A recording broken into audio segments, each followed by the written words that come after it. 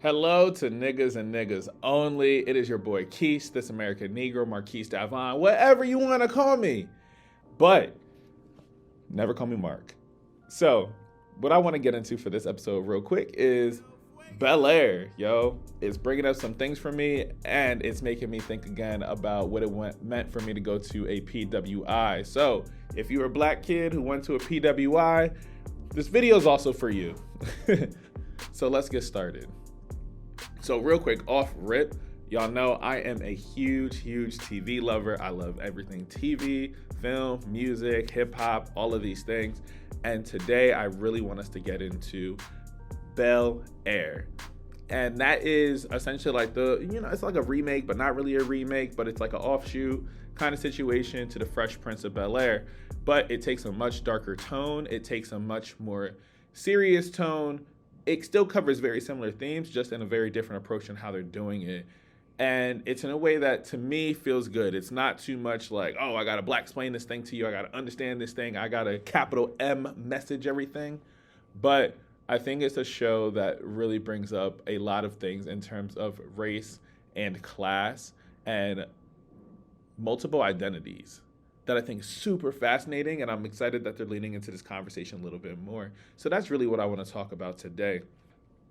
And I'm probably section it off a little bit by character and themes that I see with them, and then really just jump into all of the things. But before fully getting into this episode, you can support me at patreon.com/Marquise Davon. There you can find yourself getting exclusive deals, ahead on a lot of the merch drops, any event that I'm hosting, getting special discount codes, all of that fun stuff. If you become a patron for as little as $2 a day, which $2 a month, which is $24 a year. So if you also want to become a patron, again, you go to patreon.com/Marquise Davon. That's MarquiseDavon.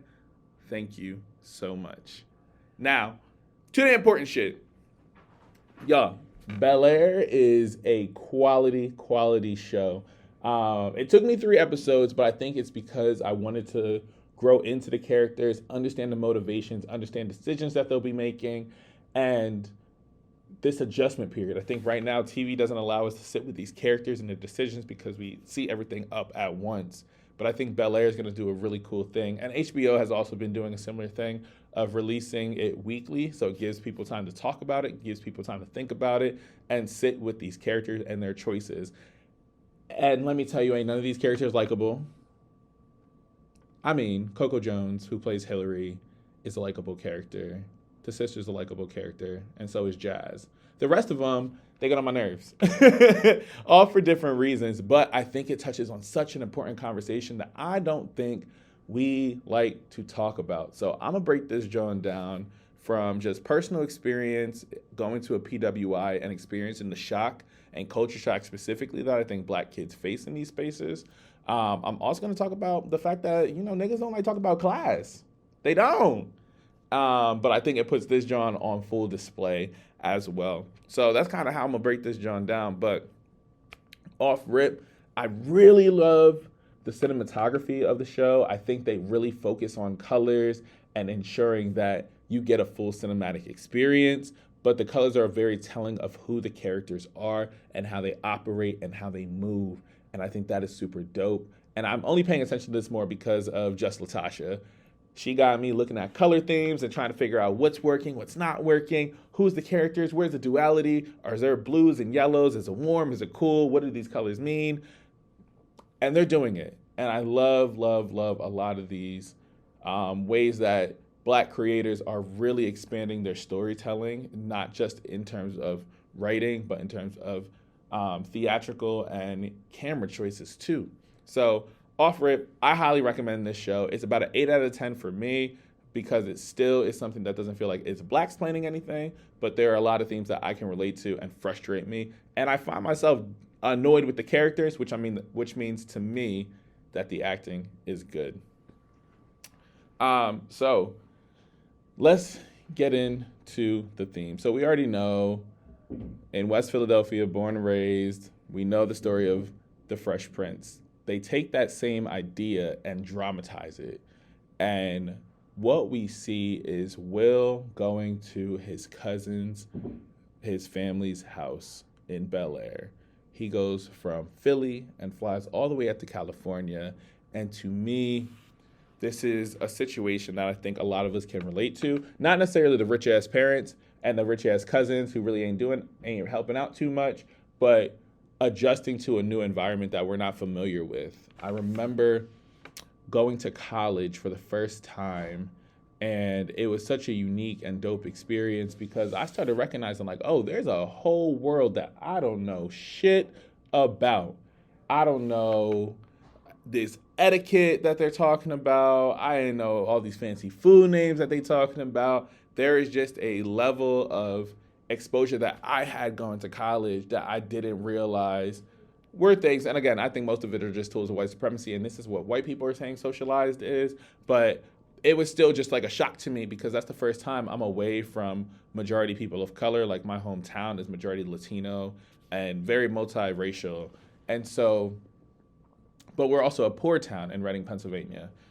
But as I'm going through it and I'm watching this, I'm feeling like certain feelings are coming up, and I'm identifying with Will's character in a very particular way as he struggles to navigate an upper class space, a space that requires a little bit more of politics, a space that focuses a lot more on who do I need to perform for in order to get what I want. And it's so interesting to me because Will gets into that space and he forces them to have to reckon with themselves. And it's interesting because I feel as if, and I found myself getting irritated with the show because I'm just like, yo, this family's not giving him a chance. This family doesn't want to give him a chance, but they love the performance of giving him a chance, but don't understand the effort that it takes. And that's what was particularly frustrating for me, is because it feels like Will is experiencing this shock. Like, mind you, he is going there overnight and expected to essentially become this rich upper class kid. Like, you took a kid out the hood and put him into a big ass mansion, you feel me? And I think it's particularly important to talk about this, especially as I compare it to a black kid's PWI experience, because they don't talk about the adjustments that you have to make in order to survive at times. They don't talk about if you become somebody who is a little bit more well known in the PWI space as, like, you know, the token black,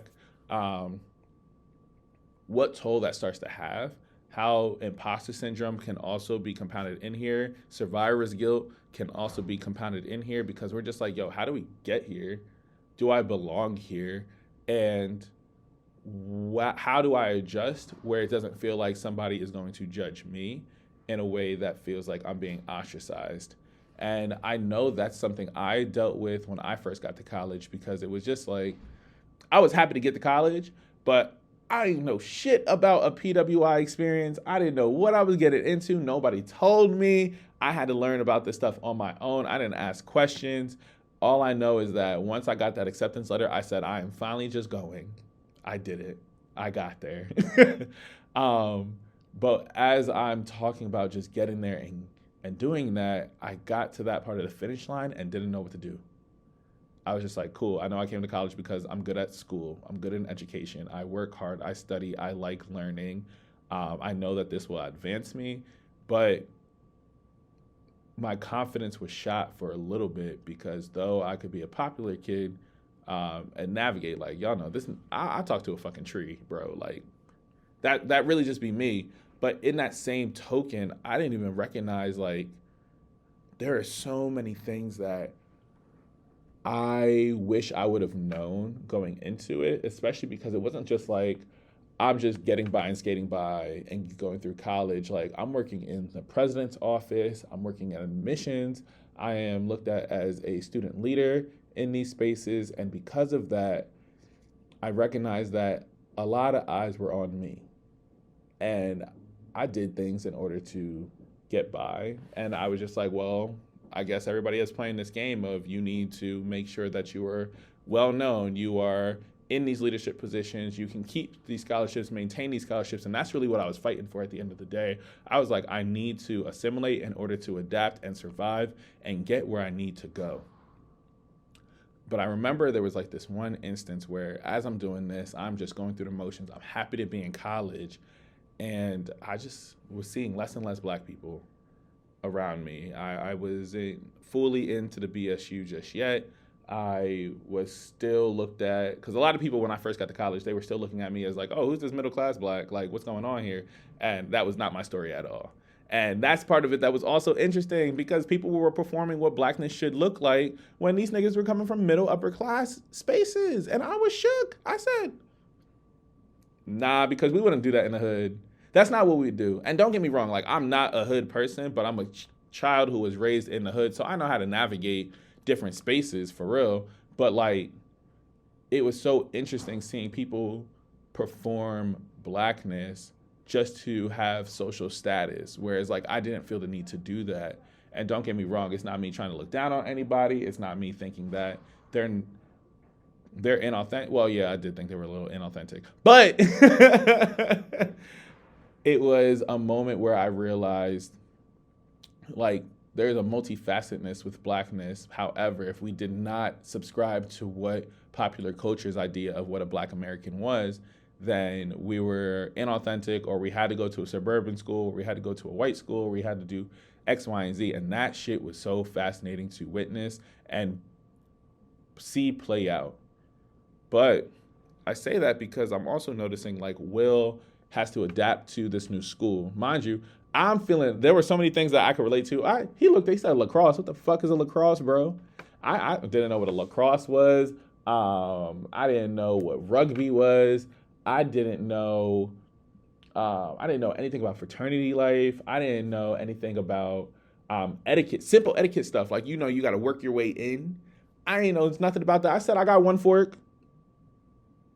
Why I need 3 forks for one sit down meal? Come to find out, that's a whole nother beast in itself. So these are some things that I realized, like, as I'm going through and I'm working through these different feelings, I had to start reckoning like, oh, I have a particular attachment to Will's character and stories like this. Same thing with All American. I identify with Spencer's character experiencing the socioeconomic shock and this displacement that is also feeling, because you want to hold on to your authentic self and be able to, we're forced to meet people halfway whether we want to or not. And that's something I struggled with so long, because I think that goes back to even why I set up boundaries the way that I do at the workplace. If you go back and see that video, like, that was also a part of it. Like, I'm done with assimilating. I don't want to do that anymore because it was inauthentic and did not feel good. So as a Black kid at a PWI, I had to survive, but also adapt and find myself again. And through that process, it allowed me to become a much more radical person of myself, somebody who believed himself a lot more, and understanding exactly what I needed. And so I love that The Fresh Prince is doing that in this series. We even see it in the other characters. We have the obvious foil of Carlton versus Will, but particularly Aunt Viv's story. Aunt Viv is somebody who she will let you know, I'm still Philly at the end of the day. However, I can still play these parts and be in these rooms and be just as good as everybody else. And when we really get into that, those are spaces where I think it's so important for us to be honest in, because we have to adjust, but you also ain't gonna play in my face. Like, I'm gonna keep it a buck with you, you ain't gonna do that. So I think in these moments, we have to be really honest in terms of that conversation that we're having, in terms of, I still wanna live in this very Black world and maintain my Blackness, but I also have to recognize, like, that is not my community anymore. Uncle Phil is going through that with his political career. He is trying to figure out, how do I connect with an audience, but I am that Black person who got a mansion in Bel-Air. I'm a rich, a nouveau riche, all of this Black. And also not having to parade Will around too. Like, you don't want to be the one like, oh, I got up out of the hood, I did this, I did that. But now, what does it mean to have a Will in your space? What is the work you're willing to do? Because I don't like that a lot of places are like, oh, well, we want this particular kind of Black kid. but we don't want to do this work for the kids that we should actually be wanting to serve and actually need these resources and this experience in order to thrive. And that is the part that is super frustrating, because it's just like, no, you want a bougie black or somebody who can be molded into what you want, rather than a black kid with an accent from the Bronx, whatever, woo, woo, woo, because they're just a little bit more difficult. They're hardened in a different way. So I can't mold them in the way that I need. And I think sometimes the PWI space really does that, because at least I can uplift this person and they can still make me look good, but they're also palatable. And I think that shit is so corny, bro. But it's all about who is willing to invest in these kids who might take a little bit more, not even more work. I don't even say more work, but because of their circumstances, their adjustment period is going to be a lot different. Rather than people who are familiar with this space, understand what they're going through, understand how to navigate these PWIs. So I think as we're watching Bel-Air, I want people to talk about what does it mean to hold on to self, but then also what does it mean for me to exist in a space that I was not raised in and I have to adjust to. How much do I have to compromise, and how much am I willing to stick to who I am? I think it's an opportunity for growth for Will, but I also am just like, I think a lot of people are pushing down on him in a way that I didn't think is fair. So let me know about your experience at a PWI. I know I just rant. This is a space where I just want to just, think out loud and process out loud with y'all. And so let me know about your PWI experience. Is it something you relate to? Do you like this Bel-Air series? Please let me know your comments in the comment section below. Make sure to like and subscribe this video and share with at least 5 of your friends. This is Marquise, this American Negro. Peace.